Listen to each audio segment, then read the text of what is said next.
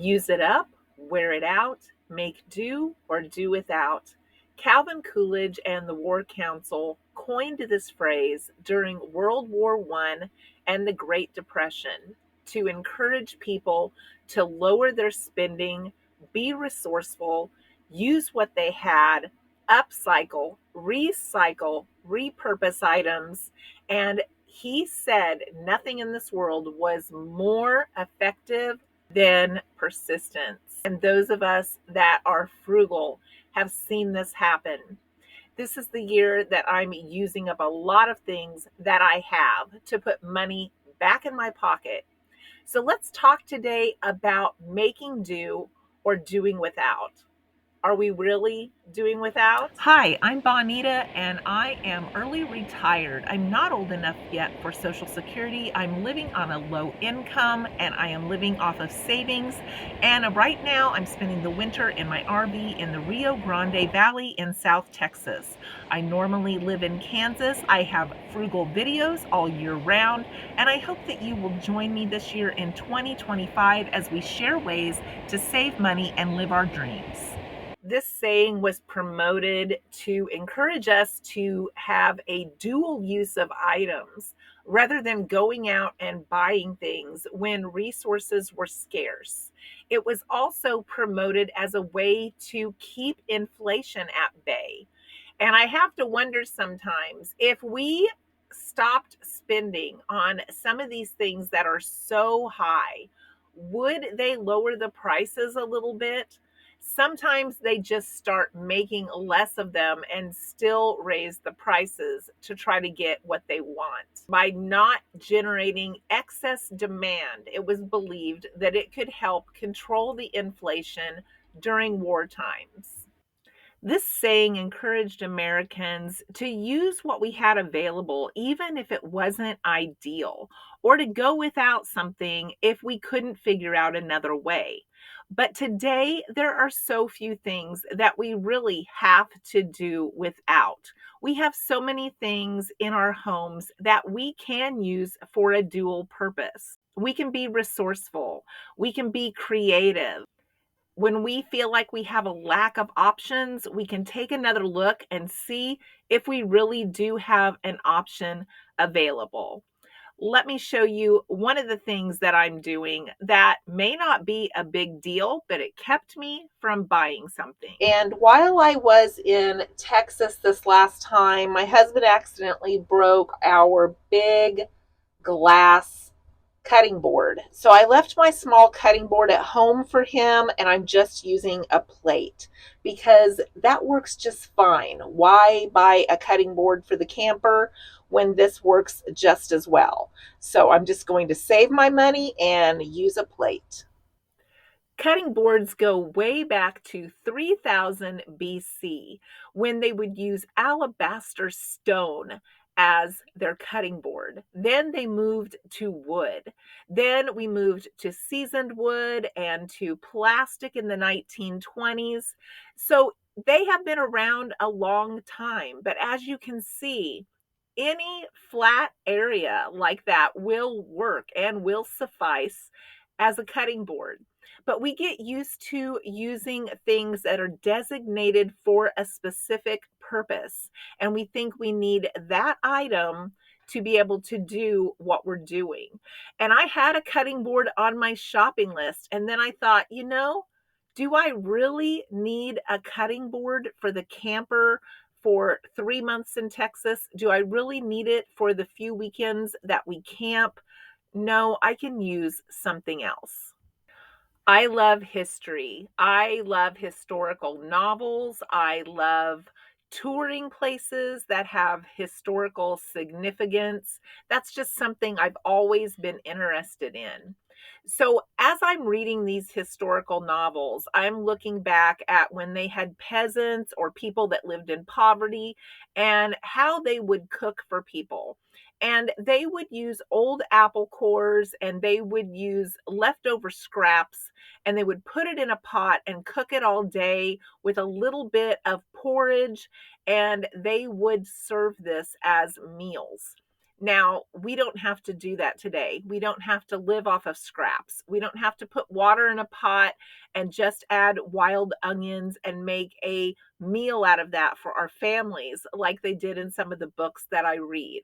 But we can still cook very inexpensively and very healthy and very tasty. And this soup I'm going to show you next, I made for less than 50 cents a portion, and it's absolutely delicious. It's 47 degrees outside and wet. So today I'm going to make some split pea soup with stuff that I have in the camper. I brought some frozen ham bones that were left over from Thanksgiving. I actually have two pieces, so I could make this split pea soup twice if I wanted to. So I'm going to put one of these in my 2.5 quart crock pot. I'm going to use 1 1/8 cups of dried split peas. I have some frozen celery that I chopped up from my garden, about 2 large carrots, and 1 1/2 of medium potatoes here chopped up. And then I bought these onions at the farmer's market. There's not too many people out and about yet at the farmer's market. These were $1, so 33 cents for an onion. I'm going to chop up the smaller one. I'm going to combine all of this with a little bit of pepper, a little bit of salt, and I'm going to cook it on high in my crock pot for about 3 hours. And to this mixture, I'm going to add about 1 quart of water. This is so easy to make, so frugal to make, and it's one of my favorites, but my husband doesn't like peas. So this is something I make when I am down here in the Rio Grande Valley in my RV by myself. And it'll make quite a few meals for me here, and I just love it. So let's get this going.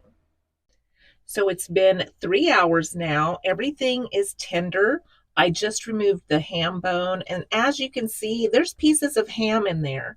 No matter how much we think we have that bone cleaned off, cooking it in split pea soup will make a bunch of little tiny pieces release off of the bone, and it just adds to the flavor of the soup. Now you can make this your own. I added a little bit of garlic salt to mine, but you can add whatever seasonings or bouillon that you find tasty. This is just a very frugal, delicious soup that is super filling, and I hope that you enjoy. So I probably had 2 cups of that for supper. And when I say it's about 50 cents a portion, I'm talking about a 2 cup portion. 1 cup is probably sufficient if you look at the back of what a perfect size would be for someone to eat. But I didn't eat any crackers or anything with it. And it was so delicious. So I probably have at least 3 more 2 cup portions left. And I had bought the 5 pound potatoes on sale for $1.99. I only ended up using half of that small onion. The carrots I had bought in a 5 pound bag, and I just brought a few of them with me from Kansas. The celery I grew myself and have my celery plants right outside the camper. So you can't get much more frugal than that. And it's so easy to make some of these hearty soups that are just really cost effective. But many times we think about the stuff that we see on the commercials, or we think about the stuff that we see at the restaurants, and we think our meals have to be fancy and be like meat, potato, vegetable, bread. But we do a lot of one pot things, and I love one pot cooking. It makes the cleanup so easy, it saves you time, and we have gotten so creative with some of our one pot dishes. We don't stick to just the normal ones like chicken and noodles and chili. We do white chicken chili. We do green pepper soup.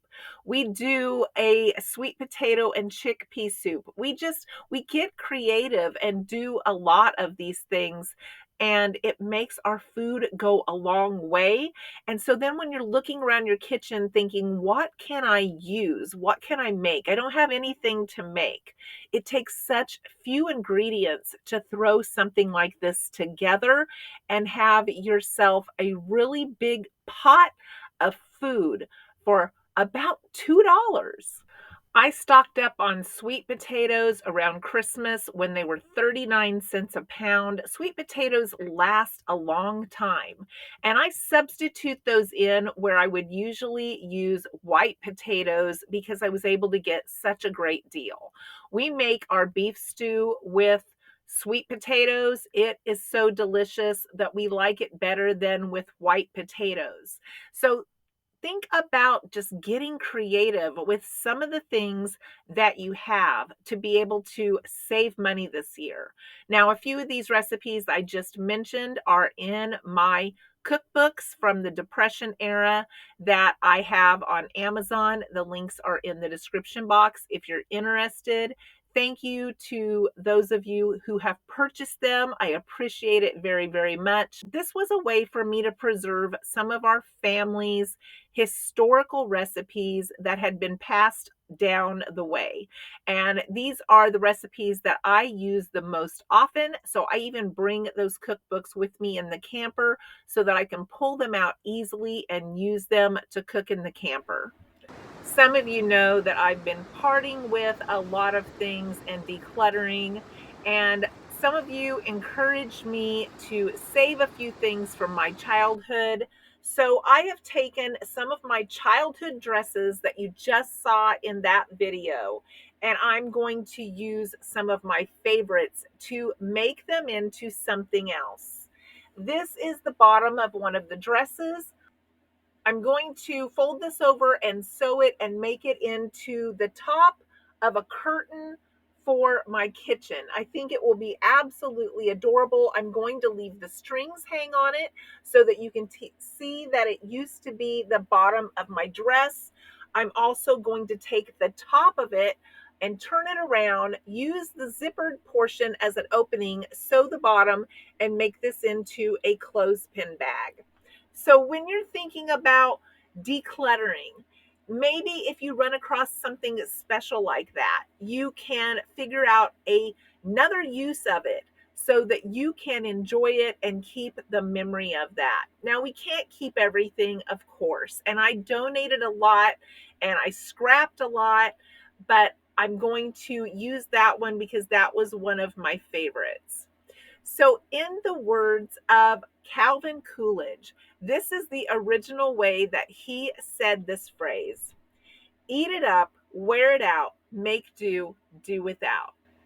So when I interpret that phrase, I don't see myself as doing without ever as an option.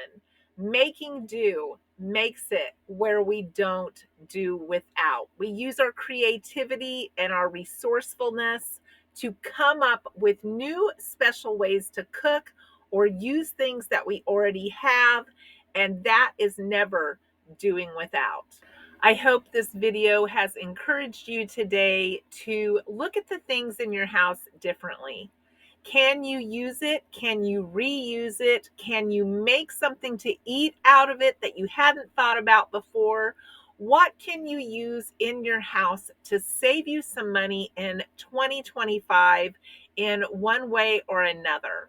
Most of us are not going to go without if we look around our house with fresh eyes and choose something today that we can make use out of that has just been sitting there. Thanks for watching today, and I hope to see you in the next video.